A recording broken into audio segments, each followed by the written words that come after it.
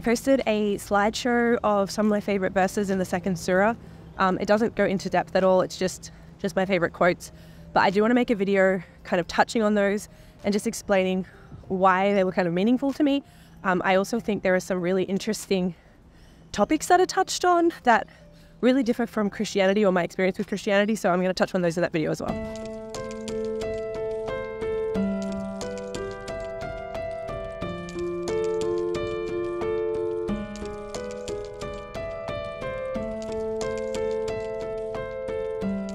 I'm an atheist who recently got a copy of the clear Quran to start reading. I was really inspired by the Palestinian people's resistance, and I just wanted to know, what is it about their faith that makes them so steadfast?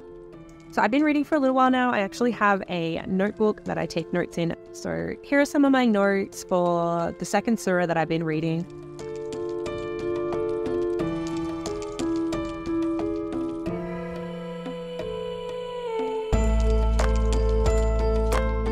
A little bit of background information. I'm an atheist. I actually did 13 years of religious schooling. I went to a Christian school, and I credit my Christian schooling with making me an atheist. I don't know. I had so many questions that nobody seemed to be able to answer for me.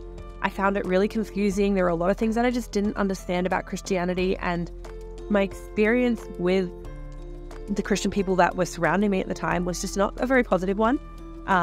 So I feel like that really pushed me away from religion. And I've been an atheist for a very long time now.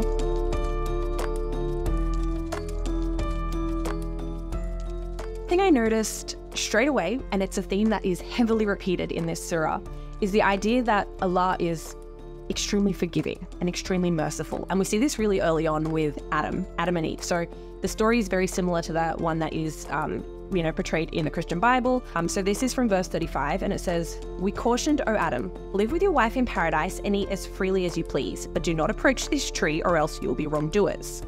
So similar storylines. Don't eat the fruit from this tree. Satan comes along, and what does he do? He deceives them, he tricks them into eating. Satan deceived them, leading them to their fall from the blissful state they were in. And we said, "Descend from the heavens to the earth as enemies of each other. You will find that on the earth are residence and provisions for your appointed stay." And then we get to the good bit. It says, "Then Adam was inspired with words of prayer by his Lord. So he accepted his repentance. Surely he is the acceptor of repentance, most merciful." Adam and Eve sinned. They sinned, they were sent down from heaven to go live in earth, but they sought forgiveness, and Allah forgave them. So there is no concept of original sin. We don't inherit the sin of Adam and Eve.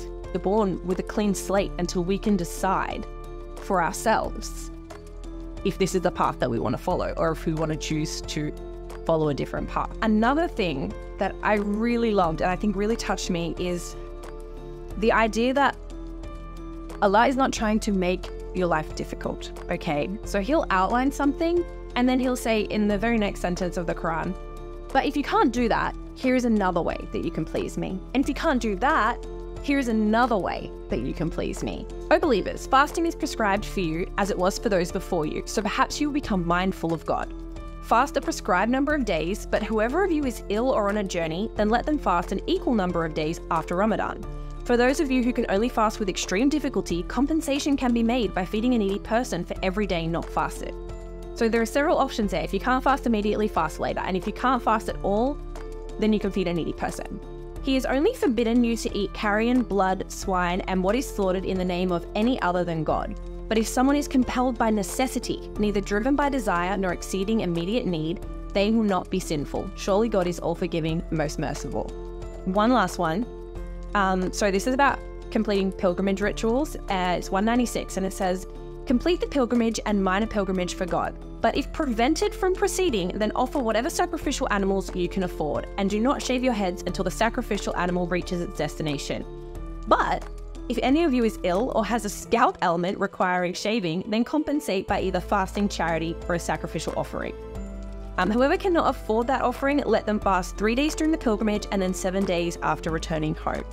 So he just keeps giving you options, right? Like, do this thing to please me. And if you can't do it, or you're unable to do it right now, do it later. Or if you can't do it at all, do something else. Like, I'm giving you options. And I think this actually really ties into one of the last verses. I think it's actually the very last one. And it says, yeah, it is 286. Allah does not require of any soul more than what it can afford.